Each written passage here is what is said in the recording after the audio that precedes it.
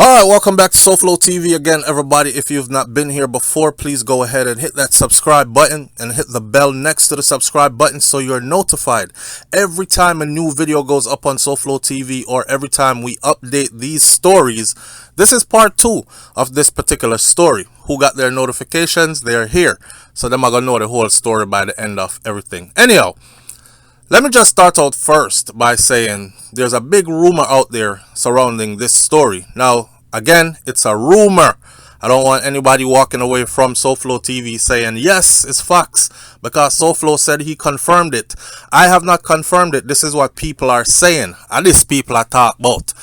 But you know, social media go already, and people say all kinds of stuff when they really don't know the details. So the big rumor that's going around is that this is about a child custody battle between two people that used to be together and obviously has a child together. On top of that, it is also believed that the female left the male for a female. So him believes say she turned lesbian upon him and she left him. And this is how the hit came about. I don't know. Again, this is not confirmed. That's the biggest rumor I've seen concerning this. Now, this is our second video.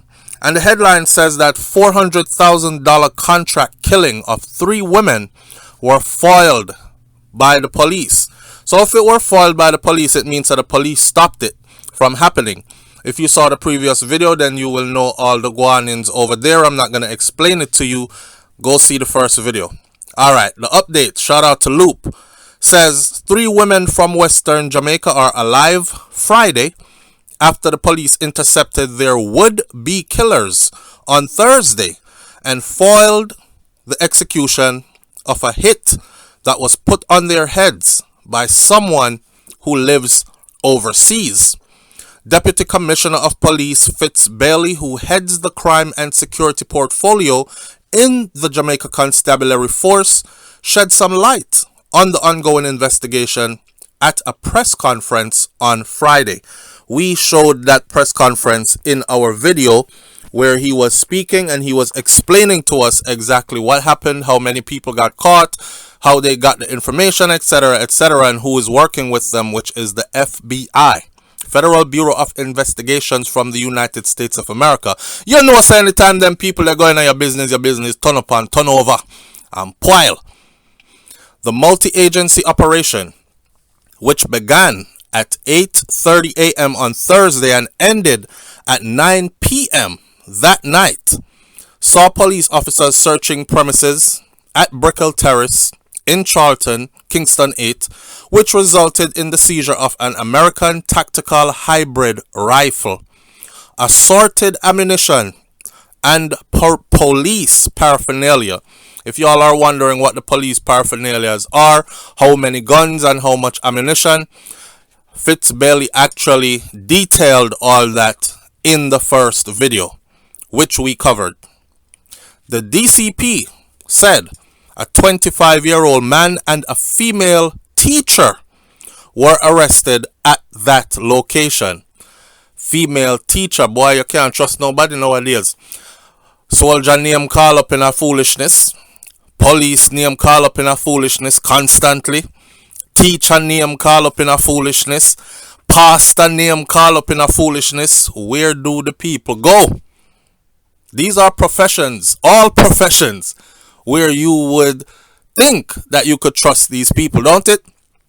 Alright, anyhow, the head of the crime and security portfolio explained that the police continued their investigation, which led them to intercept a Toyota Yaris motorcar that was traveling on Washington Boulevard in St. Andrew. They're giving you a broad timeline, a specific timeline actually. The 3 men aboard that vehicle, which included the district constable, hence the reason why we said a police officer was involved. The district constable was also in the car and he was arrested along with everybody else. The car and an illegal firearm were also seized. In the first video, it is said that the illegal firearm was found on the district constable. The district constable, or the DCP, Bailey said, is assigned to the Technical Service Division of the JCF. He also admitted that the district constable submitted a resignation letter in November, which has not yet been processed, and that he is currently on sick leave. Mirated. I'm wondering if he was under investigation from before for something else, or if they found out that, hey, them looking at me, I can lose my job and all that. Let me tender my resignation and then change my career paths, or go on full time to my criminalities, because I can't mix the two. We don't know if he tendered that resignation because they were on him, or he got word that they were on him already, or him just tendered the resignation. But the man put in him resignation from November. Alright?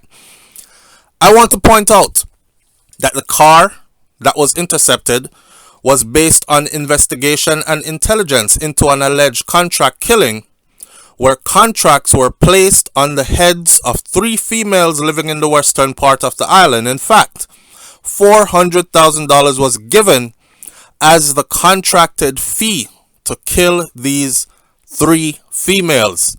This is what DCP Bailey said on Friday. If it were not for that interception this morning, we may have been seeing on the headlines 3 females killed in the western part of the island, he said, adding that the women have since been interviewed and that JCF's international partners, including the FBI, have been contacted to support the probe and are working with the probe. We know who the person is that gave the contract, he said. They have pinpointed the person. It would be nice if they had left a picture of the person in the newspaper where we could have seen who it was or something, but they didn't. He just said that we know who that person is who gave the contract. Fire there must steal him, think a cool breeze. Yes, they are on you, boy. The person is not living here in Jamaica. So we will look at all the available opportunities, whether prosecution here or prosecution overseas, DCP Bailey said on Friday. Now we're talking about international law, right? Can I be punished in the United States of America for something that I did in the Caribbean? As in, some people do some things on runway and then they don't think it's big enough. Like, this is attempted murder, right? And a bunch of other charges on this. How would you call it now? Conspiracy to commit murder and all these other things. I'm absolutely sure that they can be charged on both sides of the ocean, both in Jamaica and both in the United States of America. So there will definitely be more to this. You will see people going to trial or taking a plea bargain and all that. They have already pinpointed who the person is. What I want to know is why the person put this kind of a hit out, and why on 3 women. Even if rumors are true and you have issue with one, could this be a case of him have issue with the one plus the one that the one left him for, plus a cousin or sister or friend who always, make a thing bad or look bad, cuss you out every time you come around and all that, don't like you, encourage their friend to leave you? Me no know, I'm just speculating, but I'm saying, why would they put a hit out on 3?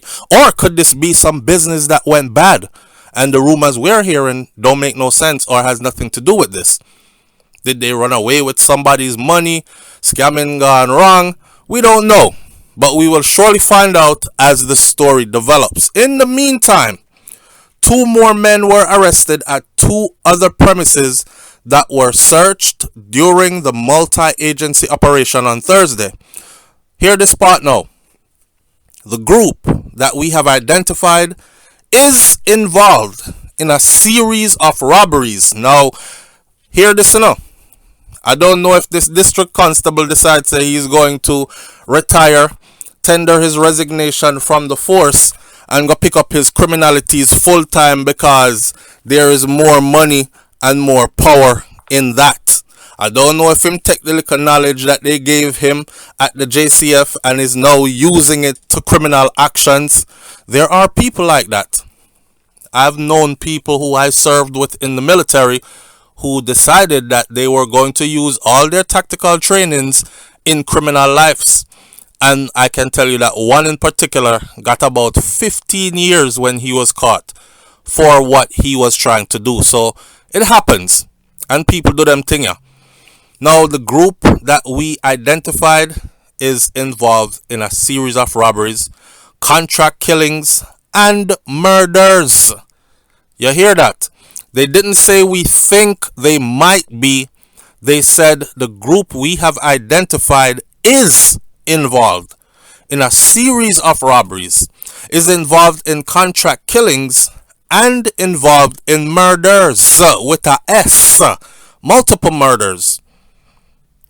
There are other matters that are currently being investigated as well involving this group, because they might also be into other things. Wow, that's deep. Anyhow, that's the update, and for those of you who have paid attention so far, this is the second video. If you want to go hear it from the jump, watch the first one. This is part 2, follow up, and that's why I say hit that subscribe button, and then make sure you hit the bell next to the subscribe button so you're notified every time a new video is updated on SouFLoTV. I'll catch you on the next video. Leave your comments and I'll try to answer as many people as possible. Stick you out upon them, and big up to the Jamaica Constabulary Force, the good ones them, cause when them good, them really good. Not true? I'm out. Peace.